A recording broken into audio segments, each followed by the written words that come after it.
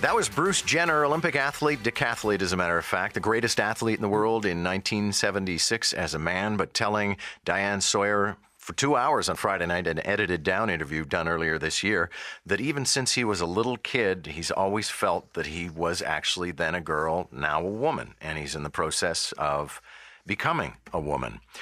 Mandy Goodhandy is the stage name, also known as Amanda Taylor, joins me in studio. It's nice to have you here. Thank you, John. Thank you for having me. You are billed as Canada's first transgender stand-up comedian. Do you know that for sure? I know for sure that I'm the first female transgender stand-up comedian. I've done searches. I haven't found anyone else who's done it as early as I have. I've been doing MC work, hosting work, and comedy work on microphones for years now. Yeah. Did you watch the Jenner interview then? Yeah, I did. I wasn't going to, which is interesting, but since, people wanted to talk about it, I decided to watch it. What did you think? I think it's a mixed bag for me. I think, first of all, he did an amazing job to speak for trans people in general, even though he wasn't speaking for all of us.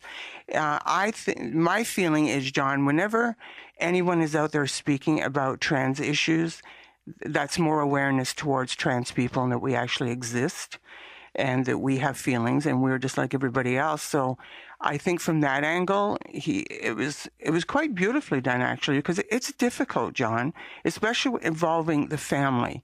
That's the tough one. Yeah. And has your family been accepting? My family has been. They're all aware of it. It's been a journey for them too, because it's not just us going through that. It's the families goes through it as well. When it comes to friends and situations like that, that doesn't matter. Family matters to me.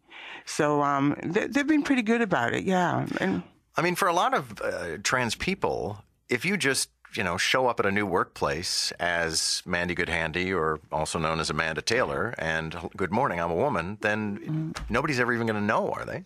Or is it part of your ongoing identity? I think in most cases, and I'm not speaking for all trans people, and I can't speak for them, but in most cases, the situation, before you even start appearing as the other gender, you start telling people about it slowly and working them into it and be prepared. In the workforce, that must be really tough. And I have so much respect for trans people out there who are actually in the mainstream workforce, because that must be really tough. I've always been an entrepreneur on my own businesses, so I've never had to deal with that part of it. But it would be a tough one, yes, because all of a sudden you're expecting people to call you by a different pronoun and to accept you as a different gender. And let's face it, the majority of people out there, they don't understand that. It's tough for them to understand. Yeah. And was your experience the same as Bruce Jenner? I mean, I'm assuming born a male, now having transitioned to female, knowing from a very young age? Yeah, some of the situations are definitely the same. There, and other stories I've been told by other trans people, it all seems to stem from when you're young. When you're extremely young. I don't know how we know. We just know there's something wrong and there's something uncomfortable.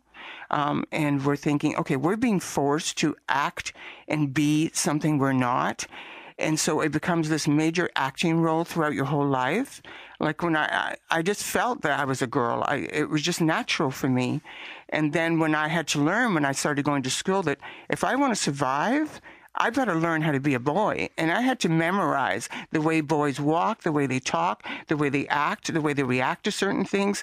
And it was like an acting role throughout most of my life. So you were learning to be a boy. Yes. You were impersonating a boy, even though you were a boy. Exactly. And it was a very odd experience and very difficult. And there was a lot of anxiety involved in that.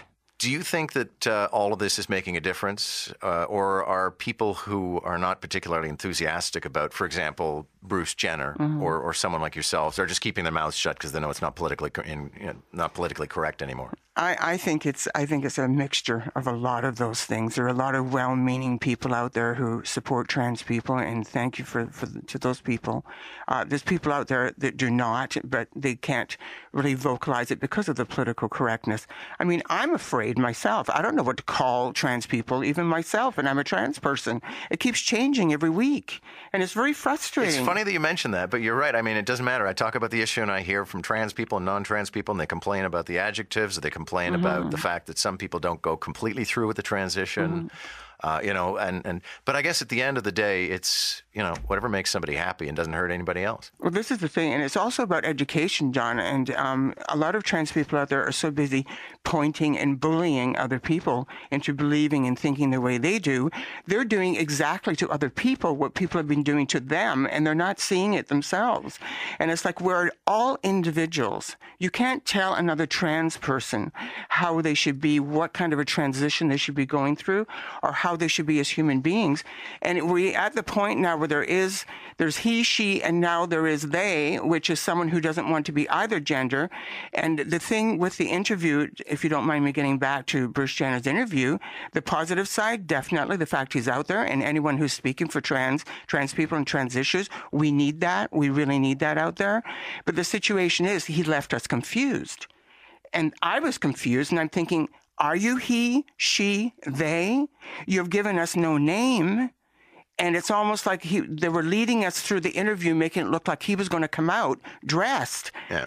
And I don't know if I'm the only one that thought that. And I'm thinking, oh, this is interesting. He's going to come out dressed. He's bringing Diane Sawyer into the back, and he's going to glam up, and he's going to come out, and we're going to see who she, he, they is. But there's an 8-episode reality show. This is what I mean. So what a big surprise about that. And, of course, and then you got the Kardashians who are, going to be doing makeovers. And no doubt he'll probably come out with his own perfume and trans wardrobe. And who knows where this is going to go. But like I said, on the positive side, any awareness is awareness, and let's hope that this is, handled properly. And I'm certainly not judging the way he's going to. He will be one aspect of a trans person. Everyone has to realize we are not all the same. Thank you so much for this. Good to have you. Oh, John, you're so welcome. Thank you very much. Mandy Goodhandy, also known as Amanda Taylor. That's our podcast. Thanks so much for listening, and we'll talk again soon.